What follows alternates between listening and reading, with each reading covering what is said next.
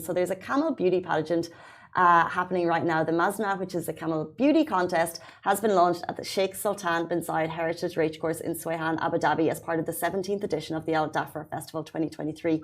The first phase of the festival involves tens of thousands of camels from across the Arabian Peninsula. There's about 360, guys, imagine tens of thousands of camels, 361 rounds, and it focuses on pure breeds from different lineages, and it runs until 28th of October. So the festival highlights the role of camels in the culture and heritage of the UAE and the GCC countries through camel Mazania competitions held in Abu Dhabi for purebred breeds in various categories. So what actually wins it for these camels? There's a 60 million dirham prize fund up for grabs across all the categories for these beauty queens of the desert. Camel beauty competitions are divided into different categories, as we said, according to their breed, age, sex, and then whether a camel is actually owned by a sheikh or a tribesman. The ideal camel, by the way, if you're ever driving along the road, they have long straight legs, a long neck, a shapely hump in just the right spot on its lower back. They've got pert ears, impressive eyes framed by upward curled eyelashes. They've got long droopy lips and, of course, a sleek coat and elegant posture. And yes, they will be adorned with jewelry. I feel like we're talking about my sister here. So true. But this is what they've had to... So true? No, but in terms of like, it sounds like you're describing a beautiful, elegant lady.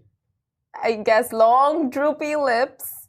Yeah, but like beauty standards for camels are so interesting.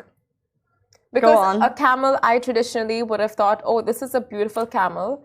Then you would go into like, what are the requirements of a actual, like a contest winner? Long legs, shapely hump, eyelashes. I mean, no. When I saw one of these videos, like weeks ago, and Vice made this video on like camel contests in the UAE and in the Arabian region, it just showed like the camel winners, and it's like they're very different to what I would traditionally think should be the camel winner. So, in terms of what we just said.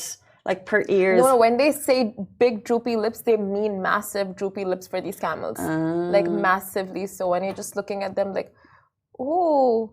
So because of the prize money, and this has been going on for years, they've had to be very careful on the regulation. It's like if you're going into the World Cup, they're going to be strict on what's going into the camels. So there used to be, and I don't know if this still happens, but there was Botox happening for these animals, yes, to provide them with those, to accentuate their features. But they're really strict on that now. And hopefully there's no camels being pumped up with Botox. Yeah, not just that, they also have selective breeding that is like major, like in terms of finding the breeding the exact qualities that you want for your camels, and making sure, because at the end of the day, this has been tradition for the longest running time.